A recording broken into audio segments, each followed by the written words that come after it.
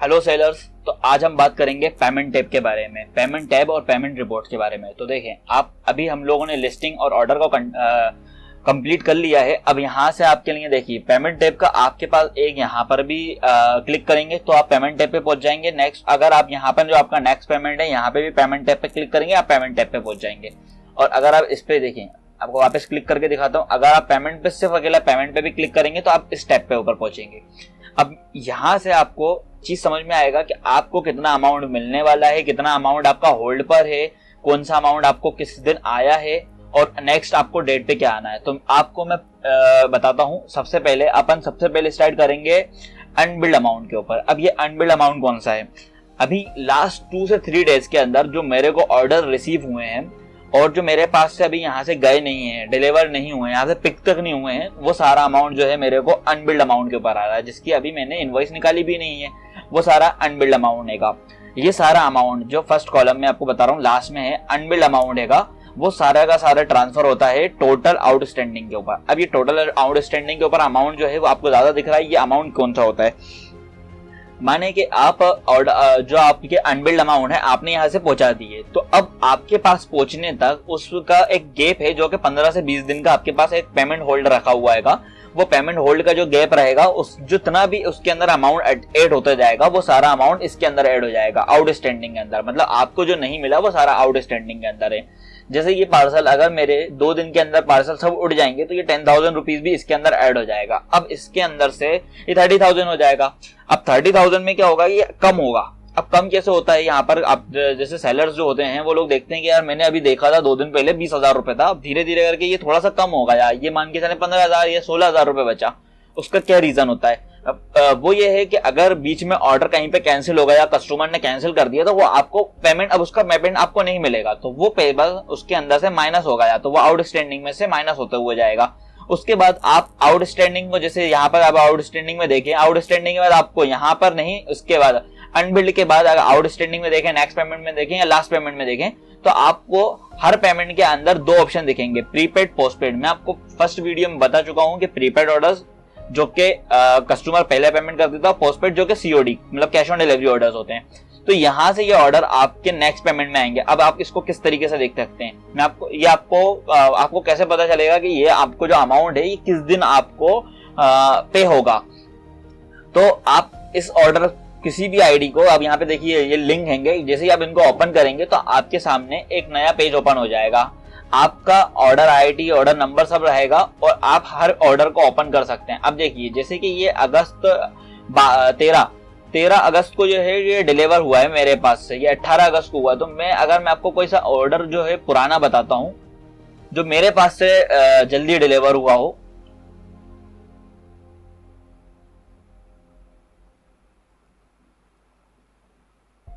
देखें जैसे कि ये 11-10 तारीख का आ गया। अब मैं ये 11 तारीख के मैं ऑर्डर को ओपन कर लेता हूं। तो जैसे ही मैं इस ऑर्डर को ओपन करूंगा तो मेरे सामने मेरा ऑर्डर खुल के आ जाएगा, मेरा प्रोडक्ट क्या है, किस दिन यहाँ से मेरे पास से जो है अपना पिक हुआ है, और इसका मेरे को अमाउंट सेटलमेंट यहाँ पे देख रहे होंगे आप। यहाँ पे बहुत ज्यादा देखिए, अब थोड़ा सा दिखने लगा होगा सेटलमेंट ड्यू डेट, मतलब कि ये 28 तारीख को इस प्रोडक्ट का मेरे को अमाउंट मिलेगा अगर ये कैंसिल नहीं होता है तो। ठीक है, इसके नीचे आप और चीजें व्यू कर सकते हैं।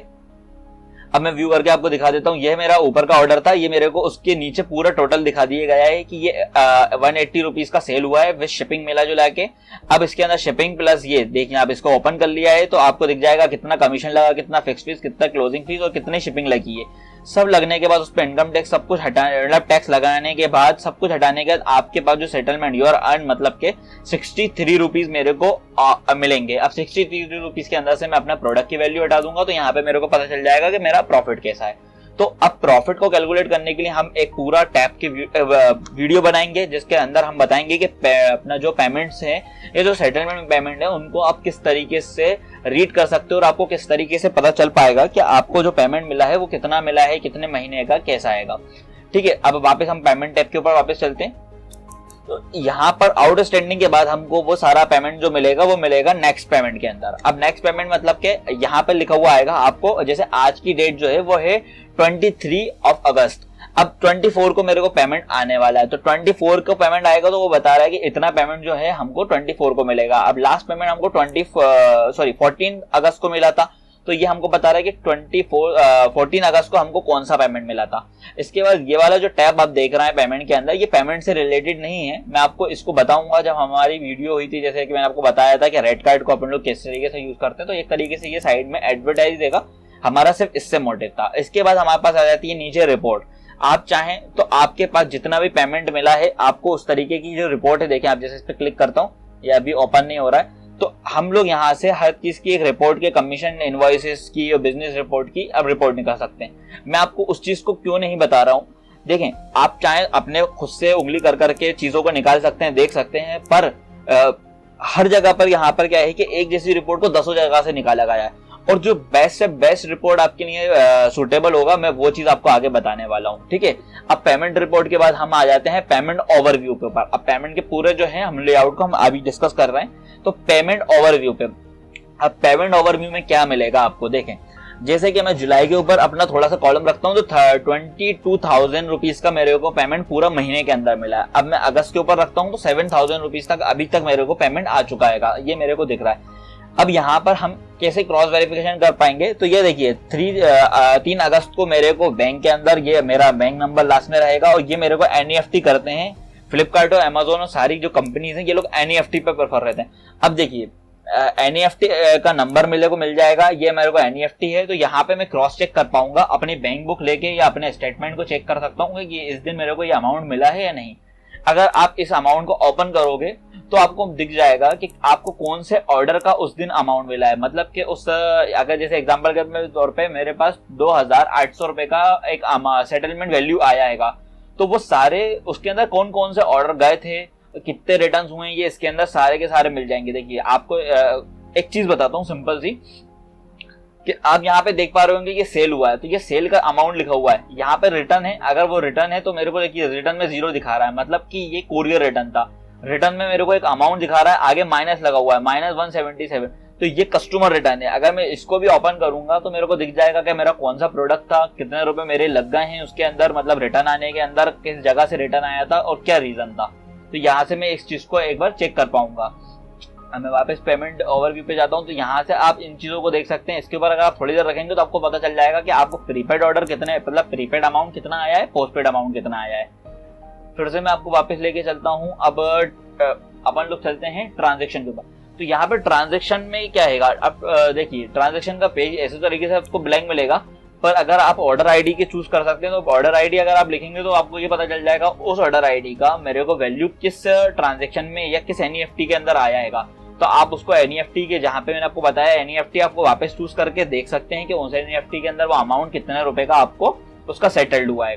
पर अब दूसरी चीज यहाँ पे जो यूजफुल चीज है वो ये है कि आप एक डेट वाइज यहाँ पे सिलेक्ट कर सकते हैं। जैसे कि अभी मैं इसमें अगस्त नहीं जुलाई की करता हूँ, जुलाई 1 तारीख से 30 तारीख तक का। जैसे ही मैं क्लिक करूंगा तो जुलाई 1 तारीख से 30 तारीख तक के जितने भी ऑर्डर्स हैं उनका एक मेरे पास रिपोर्ट मेरे पास सामने आ जाएगी। मैं आपको थोड़ा सा बताता हूँ। रिपोर्ट एक इसके अंदर बहुत ई कॉमर्स के अंदर मतलब बहुत मेन टॉपिक है, क्योंकि यहाँ से आप एक तरीके से पूरा एस्टिमेट लगाते हो कि आप प्रॉफिट में जा रहे हो या लॉस में। आपको इस तरीके से तो लगेगा कि यार रोज के 50-60 ऑर्डर जा रहे हैं, 100 ऑर्डर जा रहे हैं, पर जब तक आप रिपोर्ट को एनालिसिस नहीं करोगे बैठ के एक पेपर पेन के ऊपर, आप देखोगे कि इस अमाउंट का कितने रुपए का मेरा वैल्यू था, कितना गया कितना आया, तब तक आपको समझ में नहीं आएगा। तो जैसे मैंने जून की 1 तारीख से लेकर 31 तारीख तक की आपको रिपोर्ट सामने डाउनलोड करके दिखाई, मतलब रिपोर्ट निकाली, तो सारे रिपोर्ट के सामने आपको मिल जाएगा कि जो सेटलमेंट वैल्यू है वो यहाँ पे सामने आपके आ जाएगी, अनसेटलमेंट वैल्यू वो यहाँ पे आ जाएगी। अब अनसेटलमेंट वैल्यू और सेटलमेंट वैल्यू में क्या दिक्कत है, देखिए अनसेटलमेंट वैल्यू अगर मैं आपको यहाँ पे अगर 10 दिन पहले की रिपोर्ट डाउनलोड करूंगा या 10 दिन पहले का टाइमिंग स्लॉट डाउनलोड आपके सामने मतलब सर्च करूंगा, तो सारी अनसेटलमेंट मतलब कि उसकी अभी मेरे को पेमेंट नहीं मिली है। पर यहाँ पे जैसे कि आप देख पा रहे होंगे, मैं इस पे क्लिक करूंगा तो ये मेरे को किस दिन गया है, तो ये आपको दिख रहा है 15 तारीख को, और अब पूरा लगभग 1 महीने से भी ज्यादा हो गया है, तो इसकी 5 तारीख को मेरे को पेमेंट मिल चुकी है। तो यहाँ पर हम ये चीज को चेक कर सकते हैं कि किस किस प्रोडक्ट की एक तरीके से हमको इस महीने कितने प्रोडक्ट्स गए हैं, उनकी पेमेंट मेरे को मिली है नहीं मिली, या उस महीने में कितने प्रोडक्ट्स की, जैसे मैं और आगे ले लेता हूँ उसको फुल, और यहाँ पे अगर अनसेटलमेंट वैल्यू आ रहा है तो उस प्रोडक्ट की मेरे को अभी तक वैल्यू नहीं मिली, तो हम देख सकते हैं कि यार अगर कोई सा प्रोडक्ट ले, जैसे पूरा मंथ के इसमें तो मिल जाएंगे आपको, मैं आपको नेक्स्ट मंथ में लेके चलता हूँ। अब देखिए ये हो गया अपना अगस्त। अभी अगस्त की जो है काफी प्रोडक्ट ऐसे होंगे जिनकी मेरे को अनसेटल्ड, देखिए अब ये सारे प्रोडक्ट्स मेरे को अनसेटल्ड दिखा रहे हैं क्योंकि ये डिस्पैच ही 8 तारीख को हुआ है। 8 तारीख से अगर मैं 15 दिन लगाऊंगा तो इसको मेरे को दिख जाएगा कि मेरे को ओवरऑल किस दिन मेरे को पेमेंट मिल रहा है। 26 तारीख को मेरे को इस प्रोडक्ट का पेमेंट मिल जाएगा, डिलीवर हो चुका है, कस्टमर ने इसको रिटर्न नहीं करा, यहाँ से मैं इस एक प्रोडक्ट की रिटर्न रिपोर्ट देख सकता हूँ। ठीक है, फिर उसके बाद मैं आ जाता हूँ इनवॉइस के ऊपर। देखिए इनवॉइस पे मैं आपको थोड़ा सा शॉर्ट में बता रहा हूँ, इसके ऊपर हम पूरी की पूरी आगे एक वीडियो बनाने वाले हैं जिसके अंदर हम लोग, देखिए आप यहाँ से आप पहुंच गए रिपोर्ट के ऊपर, तो रिपोर्ट पे आप कितने तरीके की रिपोर्ट देख सकते हो और हर रिपोर्ट को देखने का क्या तरीका होता है वो अपन आगे बात करेंगे। मगर मैं आपको सिर्फ बता रहा हूँ, यहाँ पे अब जब आपने इनवॉइस पे क्लिक करा तो यहाँ पे आप एक इनवॉइस की रिपोर्ट निकाल सकते हैं। मतलब कि उस महीने जितने भी आपने प्रोडक्ट बेचे हैं उन सब की एक बार में पूरी इनवॉइस निकाल सकते हैं। जो ऑर्डर लग गए हैं उनकी इनवॉइस मिलेंगे, जो ऑर्डर कैंसिल होगा उनके इनवॉइस ऑटोमेटिकली वहां से डिलीट होते जाएंगे। उसके बाद मैं आ जाता हूँ सेटलमेंट के ऊपर। तो यहाँ पे सेटलमेंट में हमको एक बैलेंस शीट देखने को मिल जाती है फ्लिपकार्ट की तरफ से, जिसके अंदर आपको उस महीने के टोटल ऑर्डर्स की वैल्यू कितनी थी, कितने रुपए का आपने उसमें कमीशन दिया, कितने रुपए का आपको कमीशन वापस मिला। अब कमीशन वापस कैसे मिलता है मैं आपको बताता हूँ कि आपने अगर 10 प्रोडक्ट भेजे थे और 10 प्रोडक्ट में से आपके 4 प्रोडक्ट वापस आ गए तो उनका आपको कमीशन एक तरीके से वापस मिल गया, वो कमीशन आपका लगा नहीं। तो उस महीने आपके जो कमीशन लगा है नॉर्मली वो आपको यहाँ पे आगे दिख जाएगा आपका नेट सेटलमेंट के ऊपर, और यहाँ पर आपको पूरा टोटल प्रॉफिट और लॉस को आपको यहाँ पे मतलब बताया गया है कि टीसीएस लगा है, आपका आईजीएसटी है, कितना सीजीएसटी लगा है, आपका कैंसिलेशन फीस अगर आपकी कुछ लगी है, देखिए जैसे कैंसिलेशन फीस अगर मेरा एक आध कैंसिल हुआ होगा जिसका 16 रुपए कैंसिलेशन फीस लगा है वो है, री अटेम्प्ट है, आपको ओवरऑल जितना भी होगा वो यहाँ से आपको एक देखने को मिल जाएगा। तो आप यहाँ पर इस रिपोर्ट को मैं आपको बता रहा हूँ कि आप इसको किस तरीके से यूज करेंगे। आप सिंपली इसको इतना यूज करेंगे कि आप हर महीने का यहाँ पर रेंज सिलेक्ट करेंगे। सबसे पहले 1 तारीख से लेके 31 तारीख तक का मैंने रेंज सिलेक्ट करा, और उस रेंज सिलेक्ट करने के बाद मैं इसको जनरेट करता हूँ। सॉरी कुछ एरर आया है यहाँ पर, 1 तारीख से लेके 30 तारीख तक। ओके ठीक है, तो ये पूरा मेरे को 1 महीने में दिख गया। अब हम यहाँ पे सिर्फ थोड़ा सा यहाँ पे चीज देखते हैं कि हमारा मेनली लॉस कहाँ पर हुआ है। देखिए कमीशन में, फिक्स फीस में हमारा कोई लॉस नहीं हुआ, हमारे कितने रुपए के रिफंड आए, मतलब कि हमारा रिफंड रेट काफी ज्यादा है।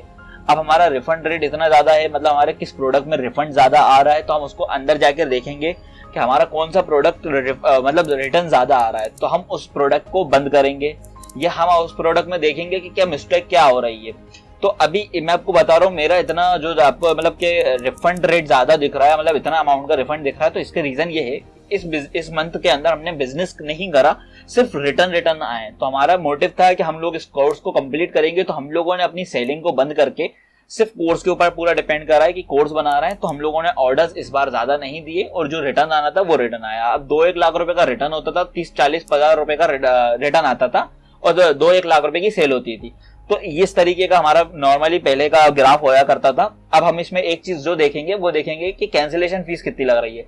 तो आपको पता चल जाएगा कि आपका जो कैंसिलेशन फीस है या एसपीएफ क्लेम का आपको अमाउंट मिला है, तो आपको ये दिख जाएगा। मतलब एसपीएफ क्लेम हम लोग जब क्लेम भरा है हमने, जो हमारे को प्रोडक्ट डैमेज मिला है या उसके अंदर कोई गलती हुई है हमारे पे, तो हमने उस पर क्लेम भरा कि हमको यार फ्लिपकार्ट भाई अपना गलत प्रोडक्ट आपने दे दिया, या हमको डैमेज प्रोडक्ट मिला है, तो उसके क्लेम का हमको क्या पैसा मिला वो हमारे को यहाँ पे मिला।